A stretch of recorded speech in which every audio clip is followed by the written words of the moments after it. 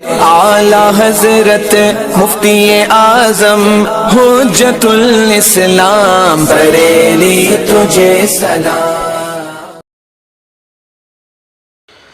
السلام علیکم ورحمۃ اللہ تعالی وبرکاتہ۔ مرکز اہل سنت جامعہ رضویہ منظر اسلام کے یوٹیوب چینل ہم سبق درس نظامی میں آپ کا خیر مقدم ہے۔ جنہوں نے اب تک ہمارے چینل کو سبسکرائب نہیں کیا ہے وہ ضرور سبسکرائب کر لیں اور گھنٹی بھی دبا دیں تاکہ ہر اپلوڈ کی نوٹیفیکیشن اور اطلاع آپ تک پہنچتی رہے۔ ساتھ ہی ساتھ اپنے ساتھیوں سے بھی شیئر کریں اور بات پسند آئے تو لائک بھی کیا کریں۔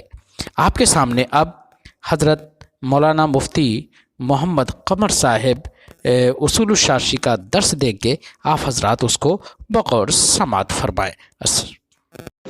بسم اللہ الرحمن الرحیم۔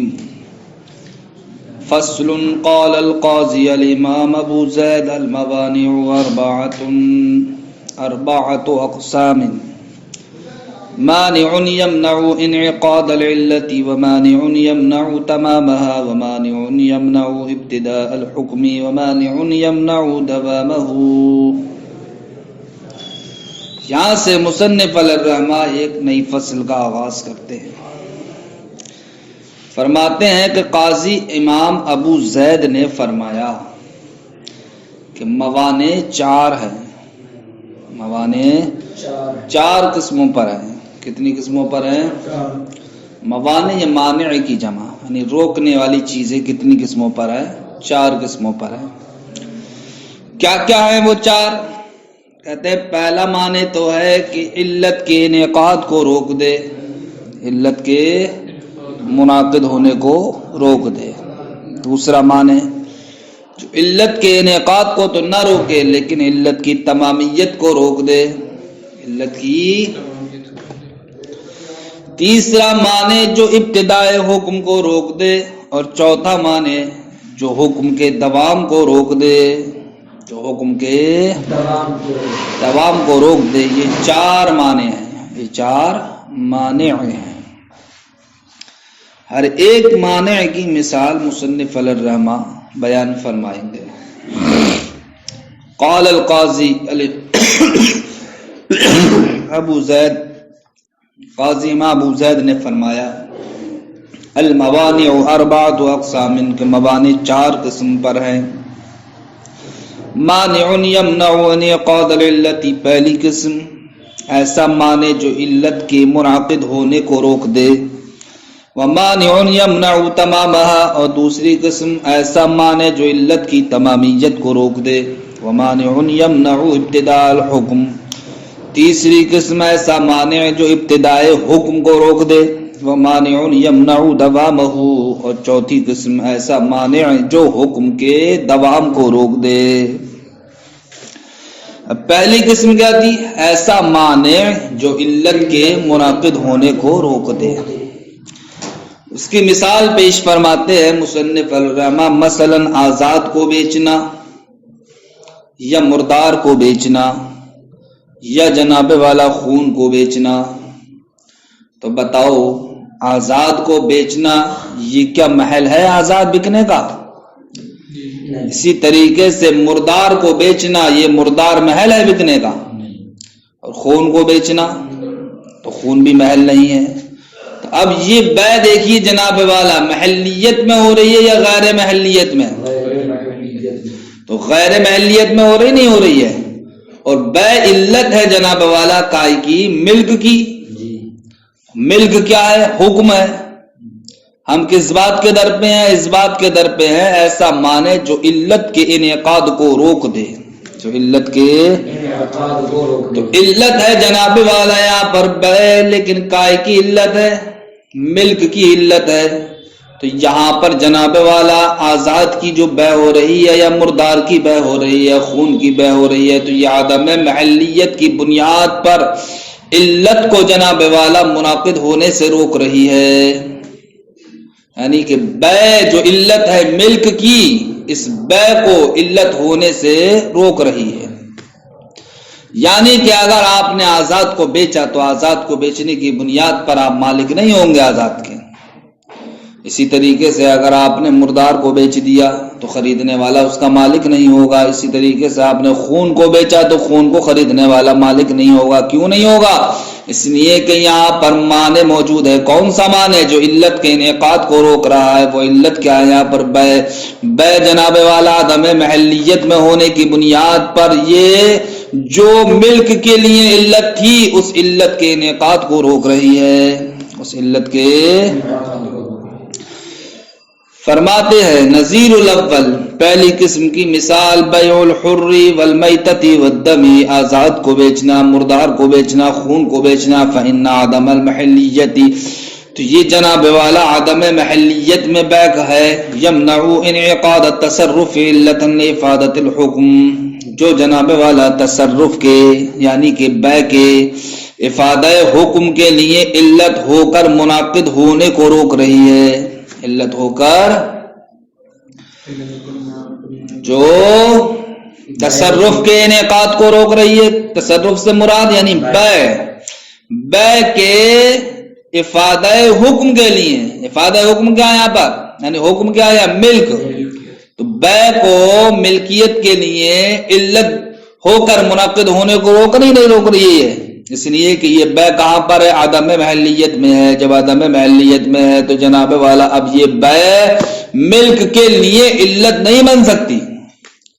تب اس بیع نے کیا کر دیا؟ اس بیع نے بیع کو افادہ حکم کے لیے علت ہو کر منعقد ہونے سے روک دیا. اسی کو کہتے ہیں ایسا معنی جو علت کو روک دے. وعلی ھذا، اور اسی پر سائر التعلیقات، تمام تعلیقات ہیں ہمارے نزدیک، یعنی کہ وہ تمام مثالیں ہیں جہاں پر ہم نے کسی حکم کو کسی چیز پر معلق کر دیا ہو تو معلق ہونے کی بنیاد پر وہ حکم بھی کا سمجھا جاتا ہے معدوم. لہذا اب جناب والا وہاں پر بھی جس چیز پر ہم نے اس حکم کو معلق کیا ہے تو وہ چیز بھی علت ہو کر منعقد ہونے سے رک جائے گی. فإن التعلیق، تو بے شک تعلیق یمنع انعقاد التصرف، یہ تصرف کے علت ہو کر منعقد ہونے کو روکتی ہے. کب؟ قبل وجود الشرط، شرط کے پائے جانے سے پہلے. علامہ ذکرنا، اسی کے مطابق جو ہم نے ما قبل میں ذکر کیا. مثلا ہم نے طلاق کو معلق کر دیا دخول دار پر، تو اب بتاؤ طلاق یہ کیا ہے؟ حکم ہے یا نہیں ہے؟ اور یہ حکم معلق ہے کائے پر؟ دخول دار پر. یہ حکم تو اب بتائیے جب تک دخول دار نہیں ہوگا تب تک یہ حکم پایا جائے گا؟ جب تک دخول دار نہیں ہوگا تب تک یہ حکم نہیں پایا جائے گا. تو اب ہم نے اس حکم طلاق کو معلق کیا کائے پر؟ دخول دار پر. تو دخول دار ابھی ہے معدوم. لہذا اب جناب والا یہاں پر جو دخول دار پر ہم نے حکم کو معلق کیا تو وہ علت نہیں بن سکتا. کب تک؟ شرط جب تک کہ نہ پائی جائے. تو شرط کا پائے جانا یہی تو علت بنے گا. کائے کے لیے؟ حکم کے کوئی طلاق کے واقع ہونے کے لیے. تو اب یہاں پر دیکھیے جس پر ہم نے حکم کو معلق کیا یعنی دخول دار پر، تو اب یہ علت ہو کر منعقد نہیں ہوگا. اس لیے کہ کیا ہے؟ شرط معدوم ہے. جب تک معدوم ہے تو یہ علت ہو کر منعقد نہیں ہوگی. ولہذا، اسی وجہ سے لو حلف، اگر کسی انسان نے قسم کھا لی لا یطلق امرأته، کہ وہ اپنی بیوی کو طلاق نہیں دے گا، فعلق طلاق امرأته، تو پھر اس نے اپنی بیوی کو طلاق کو معلق کر دیا کائے پر؟ بدخول الدار، دخول دار پر. لا یحنسو، تب بھی وہ ایسی صورت میں حانس نہیں ہوگا. کیوں نہیں ہوگا؟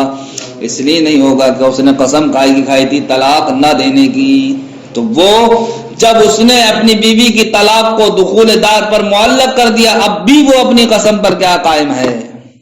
اس لیے کہ جب تک دخول دار پایا ہی نہیں جائے گا حکم ہی نہیں پایا جائے گا. دخول دار جب تک پایا ہی نہیں جائے گا، جب تک حکم بھی نہیں پایا جائے گا. جب حکم پایا جائے گا تبھی تو یہ حانس ہوگا، تبھی تو اس کی قسم ٹوٹے گی.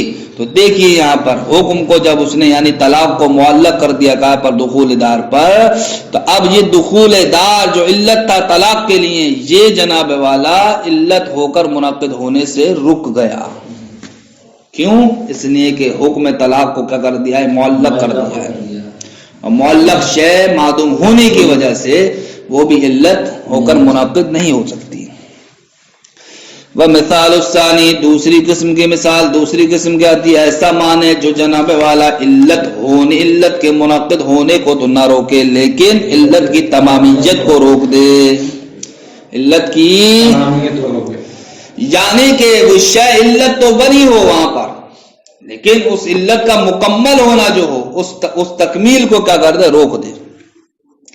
جیسا کہ ہم جانتے ہیں کہ نصاب یہ جناب والا زکوٰۃ کے وجوب کی علت ہے، نصاب زکوٰۃ کے وجوب کی علت ہے، لیکن یہ علت تام کب ہوتی ہے؟ اس وقت ہوتی ہے جبکہ اس مال نصاب پر ہولان ہول ہو جائے، سال گزر جائے۔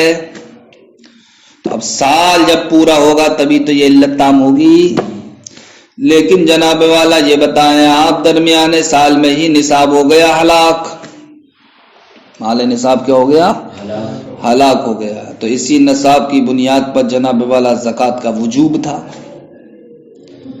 تو اب بتائیے زکوٰۃ واجب رہے گی جب نصاب ہلاک ہو گیا؟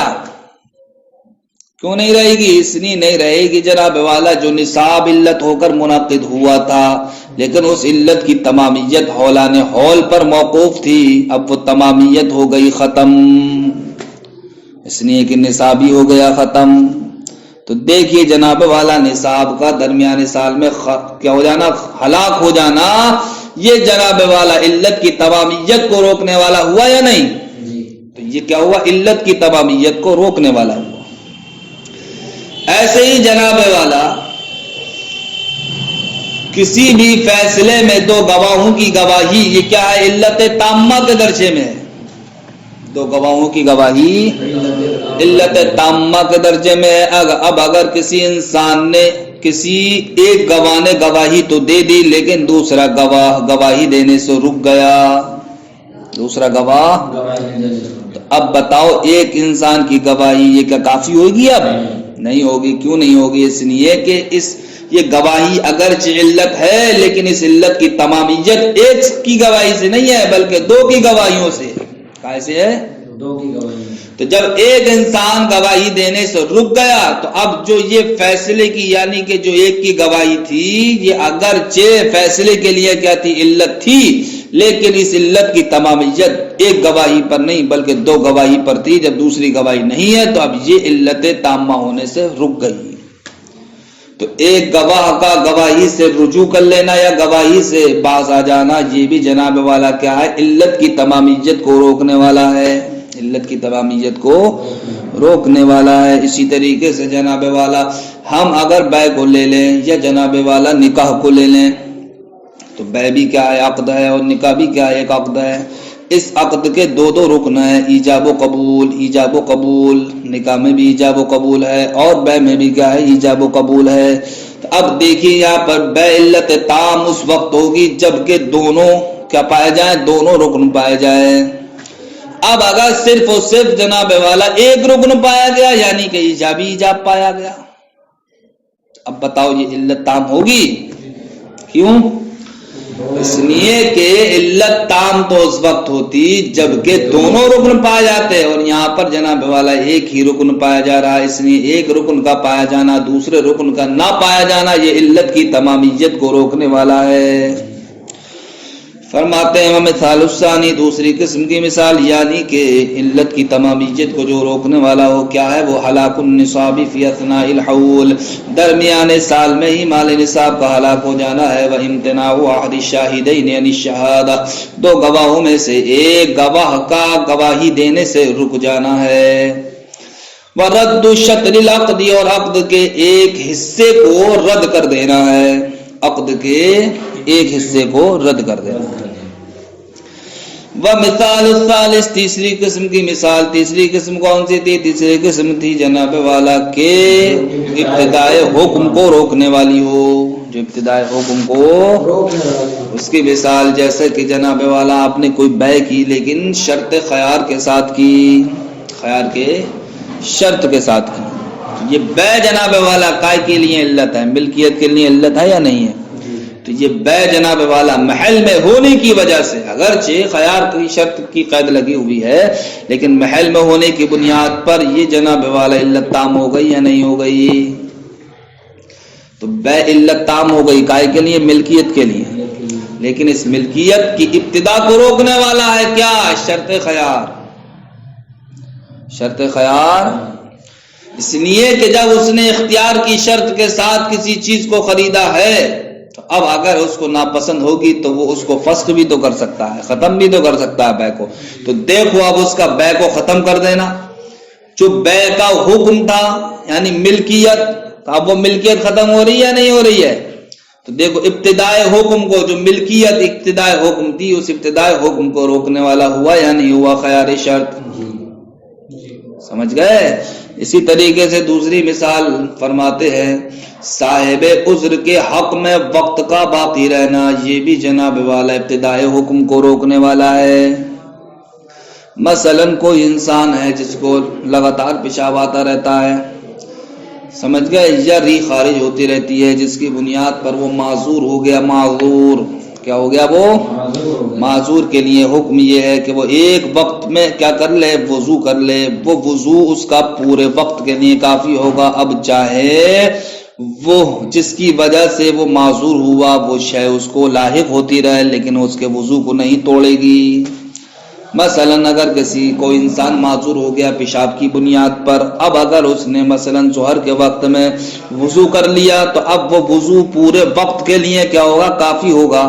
پورے وقت کے لیے اگرچہ پیشاب پہ قطرے آتے رہے لیکن یہ وضو اس کے لیے پورے وقت کو کیا ہوگا؟ کافی ہوگا. کیوں؟ حالانکہ دیکھیے پیشاب کا ہونا یہ علت ہے نقض وضو کی، پیشاب کا ہونا. لیکن جناب والا جس وقت میں اس نے وضو کر لیا ہے اس کی بنیاد پر جب وہ وقت باقی رہ گیا تو یہ علت ابتدائے حکم کو روکنے والی ہوئی یا نہیں ہوئی؟ علت اگرچہ پائی جا رہی ہے، مثلا ری کا خارج ہونا اب بھی پایا جا رہا ہے یا پیشاب کے قطرے کا اب بھی ہونا پایا جا رہا ہے، لیکن پھر بھی نقض وضو نہیں پایا جا رہا ہے. حالانکہ نقض وضو تو کیا ہے؟ حکم ہے اس کا. تو وقت کا باقی رہنا ابھی معذور کے حق میں یہ جناب والا کیا ہوا؟ یہ ابتدائے حکم کو روکنے والا ہوا. حکم کیا تھا یہاں پر؟ نقض وضو. اسی ابتدائے حکم کو یہ روکنے والا ہے. فرماتے ہیں ومثال الثالث، تیسری قسم کی مثال البیع بشرط الخیار، شرط خیار کے ساتھ بیع کرنا. وبقاء الوقت، یہ وقت کا باقی رہنا صاحب عذر کے حق میں. ومثال الرابع خیار البلوغ والعتق والرؤية وعدم الكفاءة والاندمال في باب الجراحة على هذا الاصل. فرماتے ہیں چوتھی والی قسم کی مثال، چوتھی قسم کیا آتی ہے؟ ایسا معنی جو دوام حکم کو روکنے والا ہو، ابتدائے حکم کو روکنے والا نہ ہو بلکہ اس حکم کے دوام کو روکنے والا ہو. اس کی مثال مصنف علیہ الرحمٰن نے یہ پیش فرمائی جیسے کہ خیار بلوغ، یہ دوام حکم کو روکنے والا ہے. کیسے روکنے والا ہے؟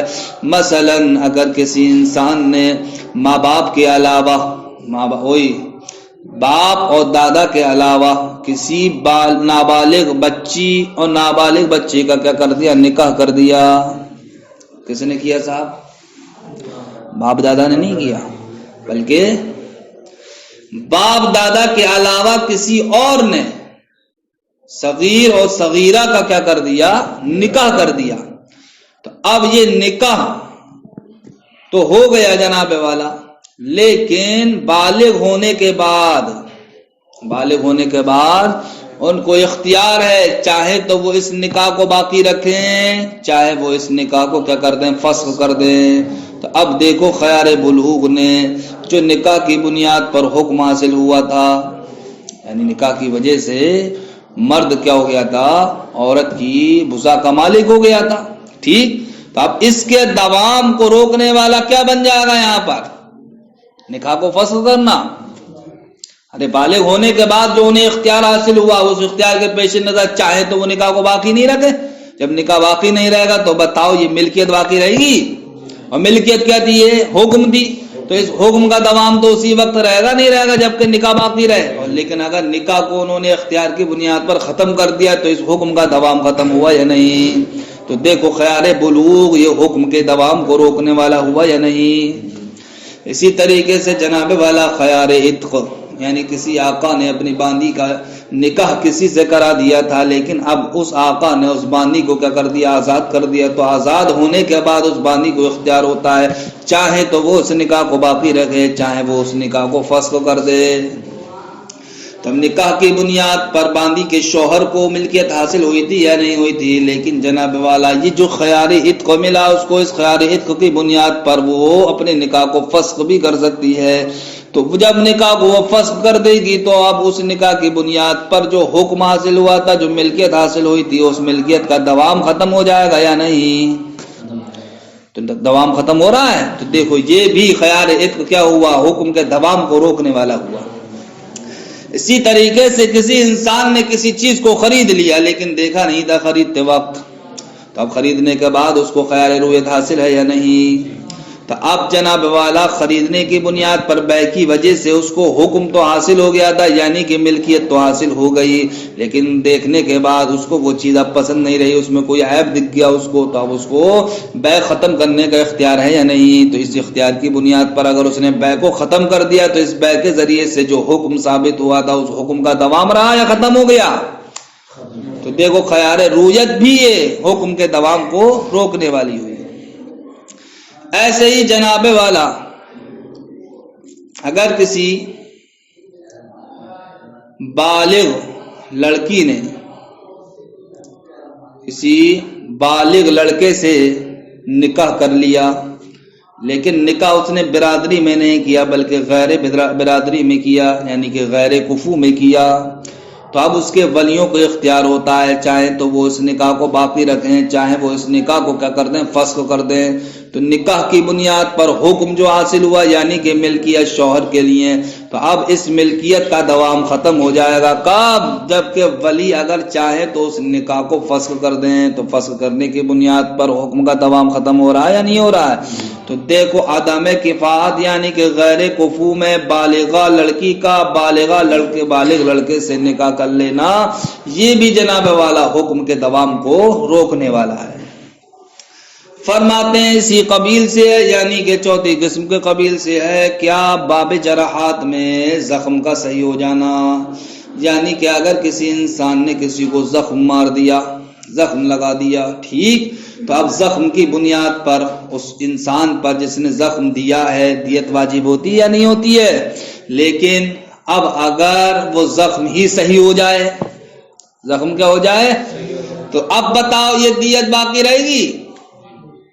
تو دیت کا دوام ختم ہو گیا نہیں ہو گیا؟ کیسے؟ زخم کے صحیح ہو جانے سے. تو زخم کا صحیح ہو جانا یہ بھی جناب والا حکم کے دوام کو روکنے والا ہوا. فرماتے ہیں ومثال الرابع، چوتھی قسم کی مثال کیا ہے؟ خیار بلوغ ہے اور خیار عتق ہے، خیار رویت ہے اور عدم کفاعت ہے. اور جناب والا باب جراحات میں زخم کا صحیح ہو جانا اعلی حاضر اصلی، اسی اصل پر ہے، یعنی کہ اسی چوتھی قسم کے قبیل سے ہے. وَهَذَا عَلَى اعْتِبَارِ جَوَازِ تَخْصِيصِ الْعِلَّةِ الشَّرْعِيَّةِ فَأَمَّا عَلَى قَوْلِ مَنْ لَا يَقُولُ بِجَوَازِ تَخْصِيصِ الْعِلَّةِ فَالْمَانِعُ عِنْدَهُ ثَلَاثَةُ أَقْسَامٍ. یہاں سے مصنف الرحمہ یہ بات بیان فرماتے ہیں کہ ابھی مانع کی آپ نے 4 قسموں کو ملاحظہ کیا، تو یہ 4 قسمیں ان کے اعتبار سے ہیں جو تخصیص علت کے جواز کے قائل ہیں. تخصیص علت کو آپ پہلے سمجھیں کہ تخصیص علت کس کو کہا جاتا ہے. تو تخصیص علت کہتے ہیں کہ علت تو پائی جائے اور حکم نہ پایا جائے. علت تو پائی جائے.